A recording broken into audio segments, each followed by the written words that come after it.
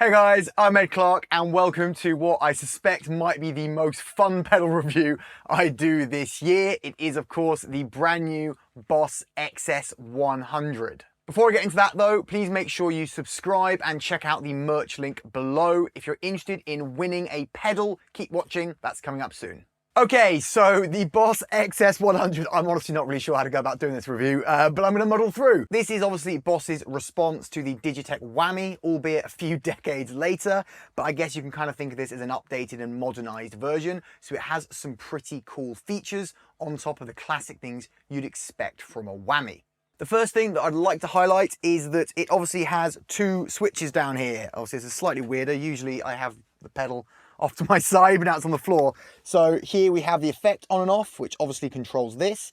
And we also have the tune down function, which I'll come on to in a minute. The first thing I want to highlight that I'm actually really impressed, because I've just been noodling around with this for the last hour or so, just to get to know the pedal a little bit.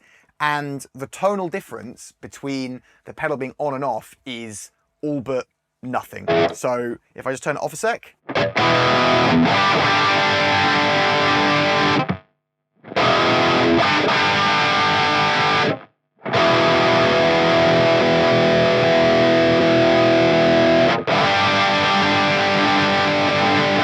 I don't think there's any difference there whatsoever, so big bonus point for Boss right off the bat.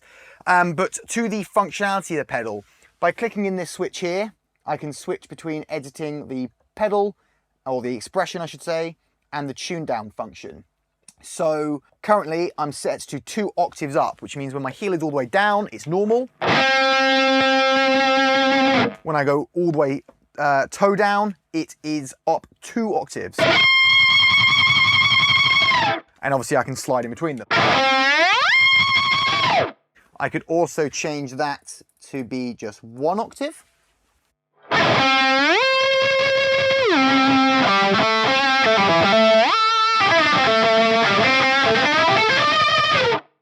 And I believe this goes all the way up to 4 octaves. Oh, yes it does. I've not tried this yet. Before I get on with the next part of the video, if you're interested in winning one of the pedals on screen now for free, you're gonna wanna hear this. Throughout September this year, I'm doing another Lucky Dip pedal giveaway so that one lucky person can win whichever one of those pedals they want. All you've got to do to enter is subscribe to the channel and comment below whichever one of those pedals you'd most want.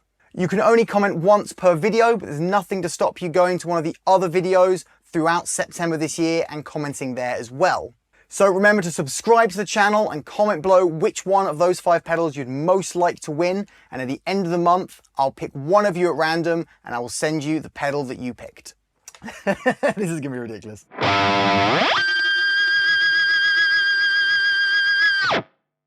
Any horses in the nearby area have just come running towards my house. Oh, why on earth would you ever want that? I believe it also does 4 octaves down. Let's start with just 1 octave down.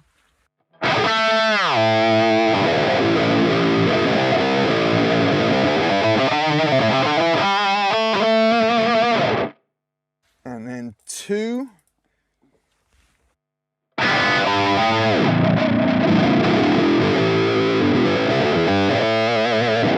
I don't think any guitar amp is going to be able to deal with much more, but I'm running into a modeler today, so no danger of blowing any power valves or anything.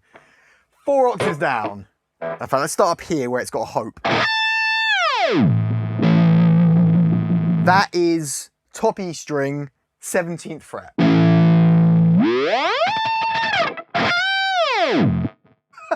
All right. Yeah, that's just sludge at that point, but it is impressive nonetheless. Let me show you some other cool things we can do. So obviously those are octaves, but there's nothing saying that we have to be on exact octave at all. So if I go 7 semitones, that is a fifth. So it's basically going to do the job of a power chord.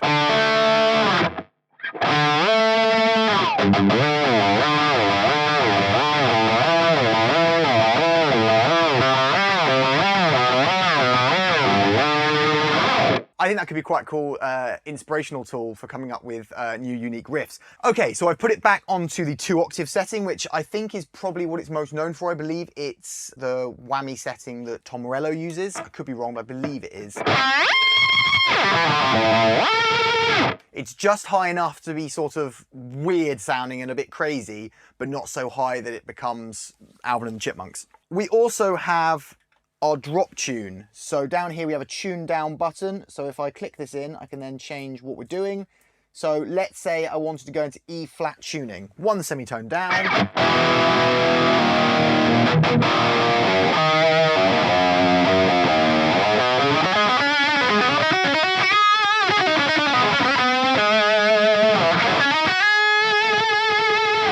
Tracks extremely well.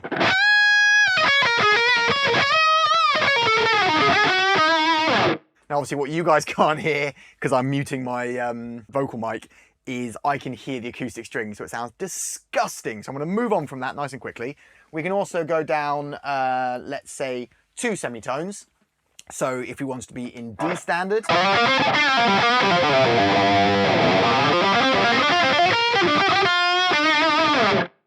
Hangs on to the tracking really, really well still. But let's try a baritone, so a fifth down.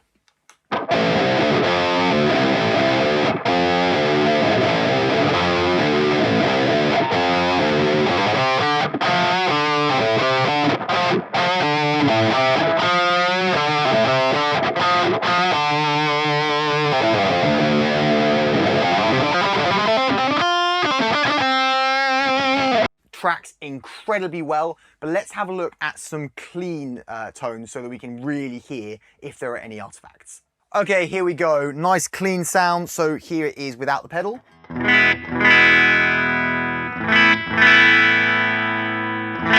Let's try a baritone.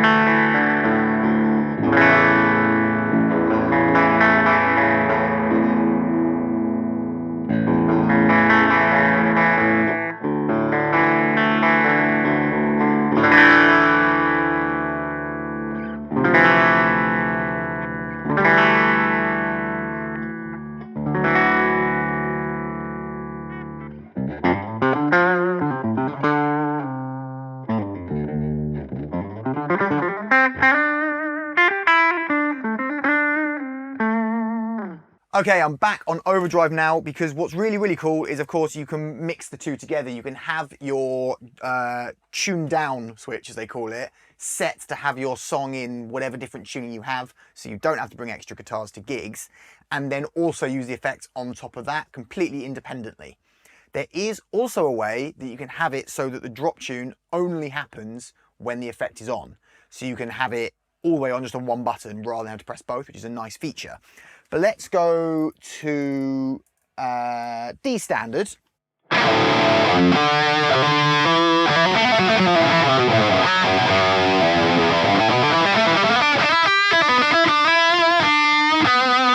And we should be able to use the whammy. I really shouldn't call it a whammy. I'm sure Boss won't like that. I can use the expression exactly the same way. If I turn it on.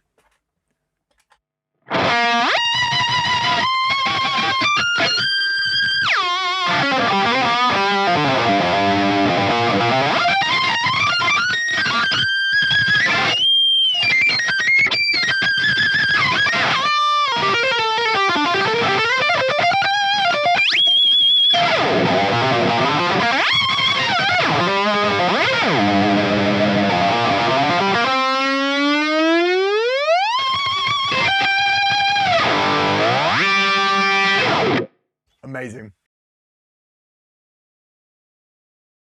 Okay, so what do I like about this pedal? Well, as you can probably tell from my face, it's really, really fun. I'll admit I've not really used the Digitech Whammy much at all, so this is my first proper experience of that kind of effect, but my God, it does put a smile on your face. It is a lot of fun. I'm actually gonna break my usual trend here by saying I like the fact they're using a screen and a multi scroll wheel instead of having individual controls for each thing. I think it's cleaned up the front of the pedal really nicely, and I think it makes it a lot cleaner, a lot clearer of what's going on. So you've got two halves of the screen that tell you what each switch is doing. Easy. It's got a lot of configurations you can run in. Believe it or not, you can actually put a second expression pedal into it to control another parameter.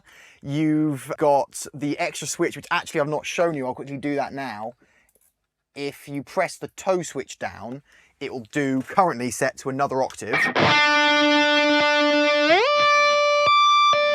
Bit difficult to do when I'm sat down, but you get the idea. So there's even more functionality hidden in there, which is really, really cool. Yeah, as I said, I love that you can have another expression pedal. You can plug various foot switches in. You can MIDI control it to have all sorts of different presets. It's just got so much functionality packed into a pedal that actually only has one knob on it, which like, if you've watched my videos before, you'll know I don't love menu scrolling, but I think they've used it in the perfect way on this, so that it's intuitive and it doesn't make you sit there scrolling through menus for ages trying to set stuff up.